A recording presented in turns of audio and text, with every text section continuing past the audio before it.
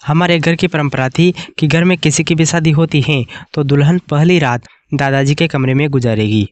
मगर ऐसा करने के 1 महीने बाद ही वह गर्भवती हो जाती थी।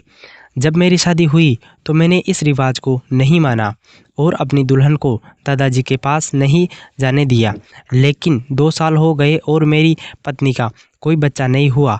मजबूरन एक दिन मैंने अपनी पत्नी को दादाजी के कमरे में भेज दिया और खुद कमरे में छिप गया।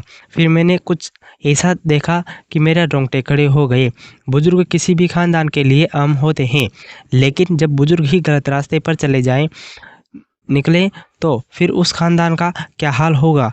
मेरे दादाजी मेरे लिए एक आइडियल इंसान थे, लेकिन तब तक जब तक मैं उनकी सच्चाई नहीं जानता था, इस हद तक गिरे होंगे मुझे मालूम नहीं था। हमारा खानदान तो दूसरी की बहन बेटियों की इज्जत करने के लिए जाना जाता था, लेकिन घर की औरतों के साथ ऐसा व्यवहार किया जाएगा यह मुझे मालूम नहीं था। मुझे लगता था कि मैं यह रोक लूँगा, लेकिन मैं भी मजबूर हो गया। हम में पढ़े लिखे अच्छे खानदान से थे। हमारी जॉइंट फैमिली थी, इसलिए हम सब एक ही घर में रहते थे और कभी भी हमारे घर में किसी बात को लेकर बड़े छोटे सभी उनकी बात मानते थे और उनकी इज्जत करते थे। वह सभी सबसे बहुत ही प्यार करते थे और कभी किसी को डांट नहीं करते थे। लेकिन इन सब के साथ हमारे खानदान में एक एक अजीब सी परंपरा थी और वह यह थी कि उसे सुनकर अक्सर लोग अपनी बेटी देने से इनकार कर देते थे। इसलिए हमारे बड़ों ने अब इस परंपरा को मिटाना शुरू कर दिया। मैं बचपन से देखता आ रहा था कि हमारे घर में जिसकी शादी होती तो जो भी लड़की दुल्हन बनकर हमारे घर आती वह पहली रात दादाजी के कमरे में गुजारती। बचपन में तो मुझे इस चीज़ की बिल्कुल भी समझ नहीं थी, लेकिन जैसे जैसे मैं बड़ा होता गया यह अजीब परंपरा मेरे दिमाग में सवाल पैदा करने लगी। मैंने बहुत कोशिश की कि हकीकत जान सकूं, लेकिन पूरे घर में कोई भी इस बात पर बात करने के लिए तैयार नहीं होता था और यह सिलसिला सालों से चला आ रहा था। और देव की बात यह थी कि जो भी था और हैरत की बात यह थी कि जो भी लड़की दादाजी के कमरे में रात गुजारती तो 1 महीने के अंदर ही वह गर्भवती हो जाती थी। लेकिन मुझे यह बात बहुत अजीब लगती थी और मैं बिल्कुल भी इसके साथ में नहीं था।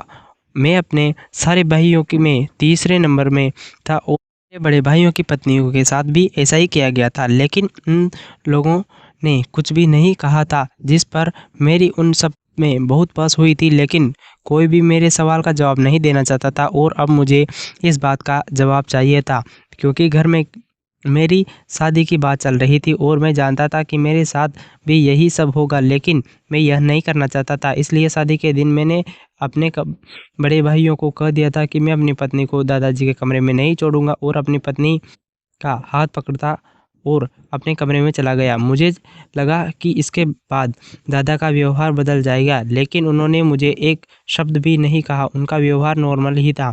लेकिन हमारी शादी को 2 साल हो गए थे और अभी तक बच्चे की कोई उम्मीद नहीं थी। डॉक्टर के पास गए तो सभी टेस्ट सही थे, कुछ नहीं हुआ। मेरे भाई मुझे अक्सर कहते थे कि तुमने गलत किया है, अब सारी ज़िंदगी बच्चों के लिए तरसोगे। लेकिन मुझे उन बातों सुनकर गुस्सा आ जाता था। मैं बच्चों के लिए गलत कैसे बन जाऊं?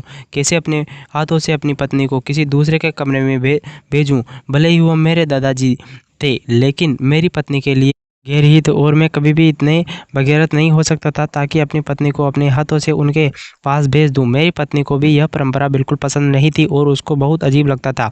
लेकिन जैसे जैसे समय गुजरता जा रहा था लोगों की बातें हमें डिप्रेशन में डाल दी जा रही थी, क्योंकि हमारे खानदान में सबसे बच्चे थे। सिर्फ हम ही थे जो इतने सालों से बच्चे नहीं किए थे और अभी दूर दूर तक कोई उम्मीद नहीं थी। मेरी पत्नी अब खोई खोई गुमसुम रहने लगी थी, शायद डिप्रेशन में आ गई थी। वह चिड़चिड़ी सी हो गई थी और एक दिन उसने खुद कहा कि मुझे दादाजी के कमरे में भेज दें। मैं तो उसकी बात सुनकर गुस्से में आ गया कि मैं ऐसा नहीं कर सकता, लेकिन उसने कहा कि हम हमेशा बिना बच्चे के लिए नहीं रह सकते, इसलिए आपको यह तो करना ही पड़ेगा। मैं उसकी बात से बिल्कुल ही सहमत नहीं हुआ था और मैंने उसे डांट कर चुप करा दिया कि अगर बच्चे होना होगा तो भगवान हमें दे देगा। लेकिन वक्त गुजरने के साथ साथ उनकी इज्जत बढ़ती ही जा रही थी और कोई उम्मीद नज़र ना आने की वजह से मैं भी अंदर ही घायल हो जा रहा था कि जहां बाकी सब ने अपनी बीवियों को टाइम दे दिया और अपनी शादी की पहली रात ही दादी जी के कमरे में भेज दिया, यहाँ तक कि मेरी माँ और बड़ी मम्मी, मेरी छोटी मम्मी तक एक एक रात चुका है। तो मेरी बीवी के अगर गुजार ले तो उसके क्या हो जाएगा। आखिरकार बहुत मजबूर होकर एक दिन मैंने दादाजी के कहा कि मैं आज रात अपनी पत्नी को आपके कमरे में छोड़कर आऊँगा।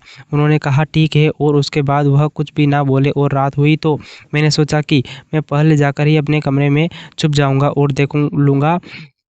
लेकिन उस रात मेरे दोस्त का एक्सीडेंट हो गया और मुझे जी में हॉस्पिटल जाना पड़ा, क्योंकि मैं बात कर चुका था। इसलिए उस रात को मेरी पत्नी दादाजी के कमरे में गई थी। दूसरे दिन जब मैं वापस आया तो मेरी पत्नी अपने कमरे में ही थी।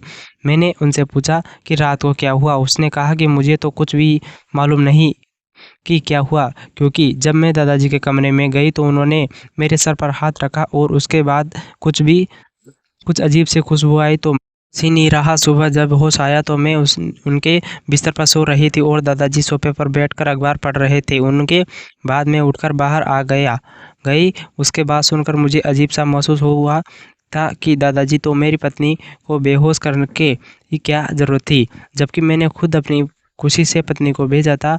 यह बात मुझे और गलत लगने लगी, लेकिन कोई भी कुछ बताने को तैयार नहीं था। मैंने दादाजी से भी सवाल किया, लेकिन उन्होंने कहा कि अभी वक्त नहीं है इसका, वक्त आया तो मैं इसका जवाब दे दूंगा। लेकिन अपनी पत्नी को खुद कुछ देखकर मैं चुपचाप हो गया और फिर सच में 1 माह बाद मेरी पत्नी गर्भवती हो गई। अब तो मुझे अजीब सा महसूस होने लगा था कि यह बच्चा मेरा है या नहीं, लेकिन मेरी पत्नी इस बच्चे को पाकर बहुत खुश थी और उसको खुश देखकर मैं खुश होने लगा था। लेकिन दिल के अंदर शक खत्म नहीं हो रहा था, लेकिन अपनी पत्नी के सामने यह जाहिर नहीं होने दिया, क्योंकि इससे उसकी खुशी खराब हो सकती थी। मैंने सोच लिया कि मैं बच्चे को पैदा होने के बाद उसका डीएनए टेस्ट करवा लूँगा, फिर उसकी रिपोर्ट के साथ दादाजी से सवाल करूँगा। वह वक्त मेरे लिए बहुत मुश्किल था, क्योंकि जब मैं अभी अपने बच्चे की खुशी महसूस करके खुश होने लगता तो एक रात मेरे दिमाग में आ जाती और रात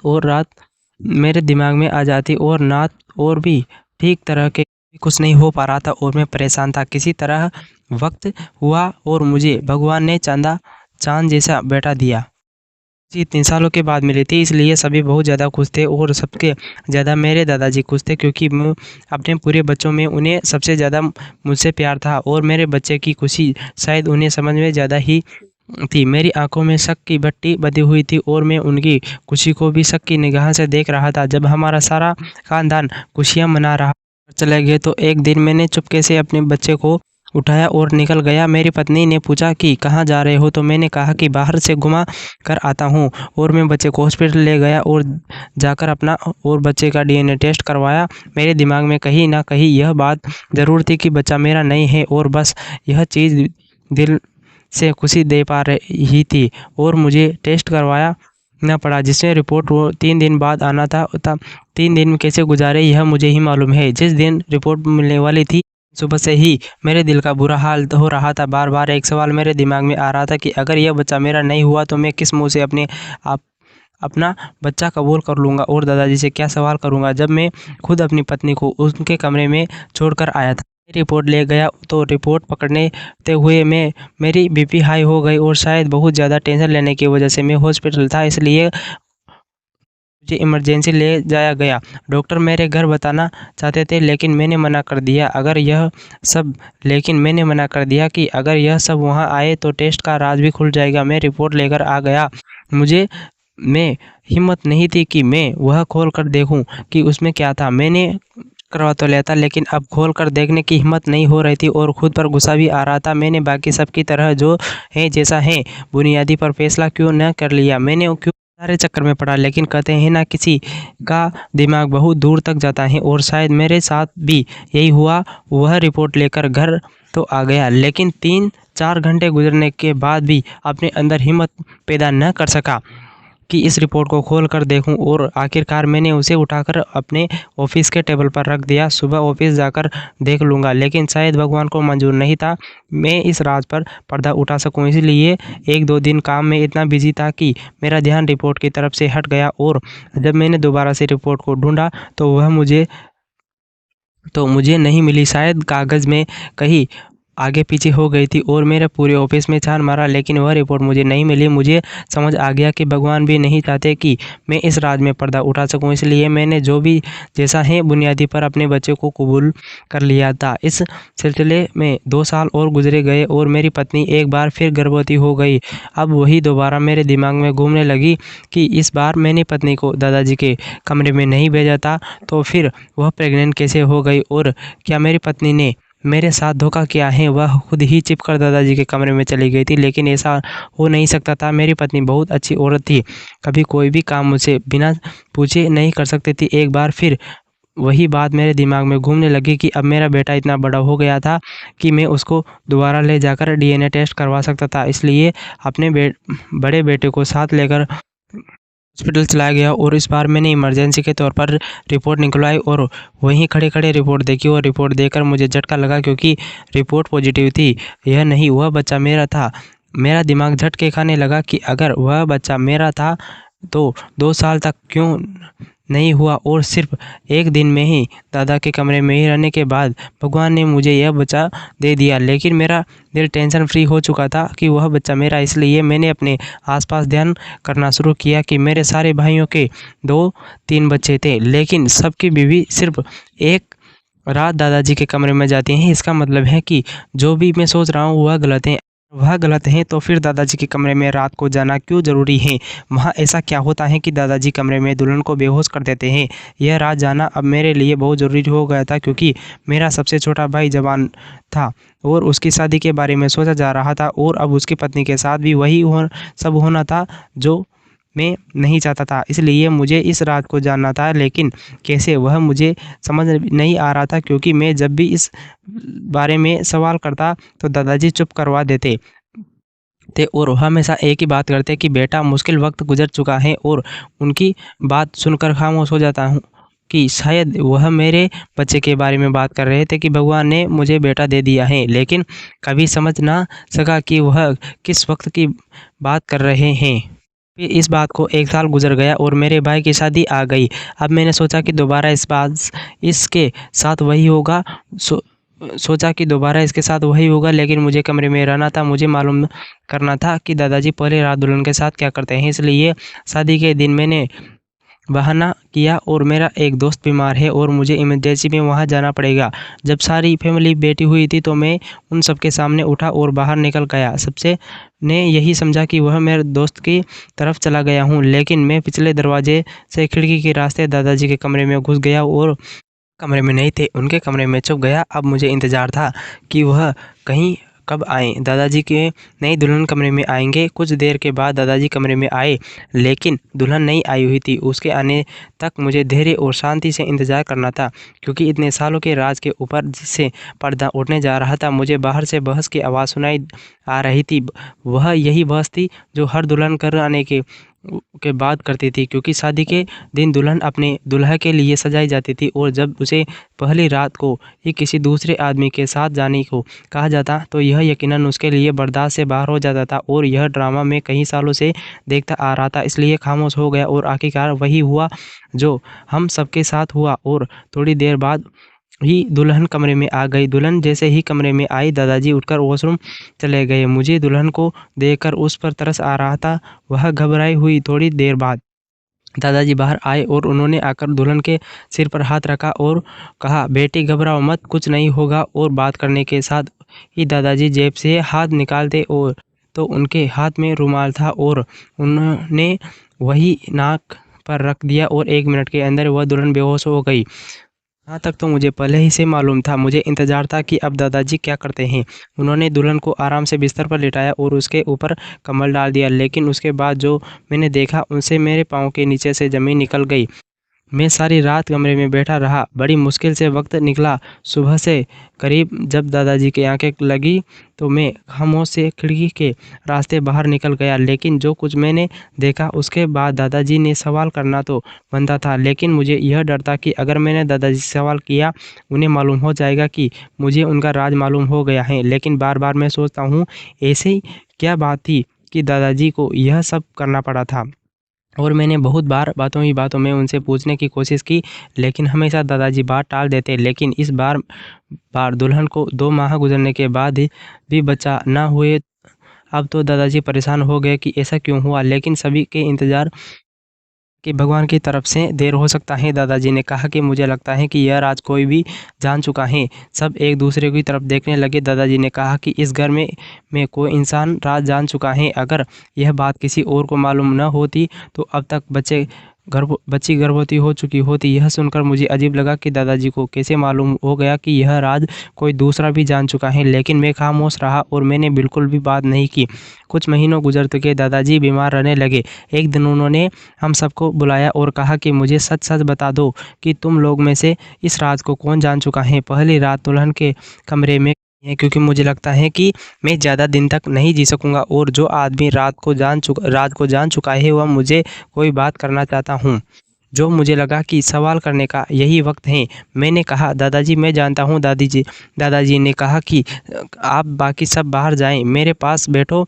मैंने सबकी बात जाने के बाद दरवाज़ा बंद कर दिया तो दादाजी ने पूछा कि सबसे पहले तो मुझे ये बताओ कि तुम यह राज कैसे जानते हो? मैंने उनको सच्चाई बता दी। मैंने छुपकर सब कुछ देखा है। उन्होंने कहा कि तुम इस राज को जान चुके हो, वो तो अभी तुम्हारे पास एक अमानत है। तुम्हारे पापा, बड़े पापा, चाचा, भाइयों में से किसी को भी राज का पता नहीं जानते हैं, तो मेरे मरने के बाद यह सब घर वालों को इकट्ठा करके बता देना, क्योंकि मैं जानता हूँ कि सबके दिलों में मेरे लिए खिलाफ कुछ ना कुछ गलत मौजूद है। लेकिन मेरे मरने के बाद मैं चाहता हूँ कि सबके दिल साफ हो जाए। मेरी तरफ से कोई भी पाप अपने सिर पर लेकर नहीं जाना चाहता हूँ। मेरे दादाजी से सीधा सवाल किया, चाहे आप मुझे पूरी बात समझाइए ताकि मैं सबके सवालों के जवाब दे सकूं। उन्होंने कहा कि सबको यही लगता है कि मैं जो भी दुल्हन के आती हैं उनके साथ पहली रात को कुछ गलत काम करता हूं, मगर ऐसा नहीं है। हकीकत यह है कि बहुत पहले परदादा के वक्त जादू टोना और यह सारी चीज़ें बहुत ज़्यादा हुआ करती थी। हमारे ख़ानदान में कोई औरत ब्याह कर आई थी तो उस जादूगर ने जादू के ज़रिए उससे उसकी औलाद बांधी थी। तभी कभी भी इस खानदान में औलाद नहीं हो सकती थी। यह बुजुर्ग ने इस जादू को तोड़ दिया था और उन्होंने कहा कि 7 नस्लों तक आपको यह काम करना ही पड़ेगा। और यह काम है कि घर में बैठकर जो भी दुल्हन आएगी उस घर का जो भी बड़ा होगा वह उसको एक रात अपने पास रखिए और वह कुछ मंत्र पढ़ेगा। उस बुजुर्ग ने दिया था और उन्होंने कहा कि 7 नस्लों तक आपको यह काम करना ही पड़ेगा। और यह काम यह है कि घर में बैठकर जो भी दुल्हन आएगी उस घर का जो भी बड़ा होगा वह उसको एक रात अपने पास रखिएगा और वह कुछ मंत्र पढ़ेगा जो उस बुजुर्ग ने बताया था। और यह मंत्र किसी दूसरे आदमी को मालूम नहीं होना चाहिए, इसलिए जो भी दुल्हन होती थी उसे बेहोश कर दिया जाता था। उस मंत्र पढ़कर उसके शरीर में के हिस्से में एक किसी में काला धागा बांधा जाता था। यह काम 7 नस्लों से चलता आ रहा था। मुझसे पहले मेरे दादाजी और उनसे पहले उनके दादाजी यह सब काम किया करते थे, लेकिन अब तुम लोग 7वीं नस्ल हो। तुम लोगों के बाद यह काम नहीं करना पड़ेगा। तुम अपनी पत्नी पर यह काम नहीं करवाया था, इसलिए जादू का असर वहाँ पर था और तुम्हारा बच्चा नहीं हो रहा था, तो तुम्हारी पत्नी के साथ भी यही किया और इसलिए तुम लोगों को बच्चा हो गया। यह राज कोई भी नहीं जानता। मैंने आज अब जब किसी दुल्हन के हाथ तक नहीं लगाया, वह मेरे घर की इज़्ज़त है। मैं मरने के बाद मेरा यह सच सबको बता देना कि सबके दिल में से शक खत्म हो जाए। मेरे दादाजी की बात सुनकर खामोश रह गया और मैंने दादाजी से वादा किया कि मैं उनका राज उनके मरने के बाद सबको बता दूंगा। और दादाजी के मरने के बाद अगले ही दिन मैंने सबको एक साथ बैठाकर वो राज सबको बता दिया और जिसे दिल में जो शक था उन सबके शक खत्म हो गए। और दादाजी के कमरे से सारी जड़ी बूटियाँ निकाल कर बहते हुए पानी में बहा दिए और इस तरह 7 नस्लें पहले होने वाली एक जादू से हम सबकी जान छूट गई। दोस्तों, उम्मीद करता हूँ आपको कहानी पसंद आई होगी। अगर कहानी पसंद आए तो वीडियो को लाइक करें, चैनल को सब्सक्राइब करें और नोटिफिकेशन बेल ऑन करें ताकि अगली अपडेट आपको सबसे पहले मिले। धन्यवाद।